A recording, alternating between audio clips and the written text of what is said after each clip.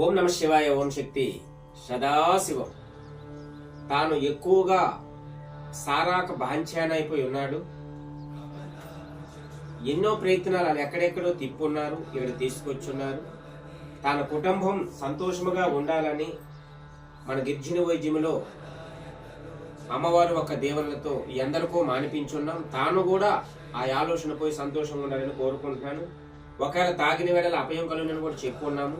అన్నిటికీ ఒప్పుకుని చేతనే మందు అనేది ఇవ్వడం జరుగుతుంది. అయినా మీరు ఎక్కడి నుంచి వచ్చి ఉన్నారు?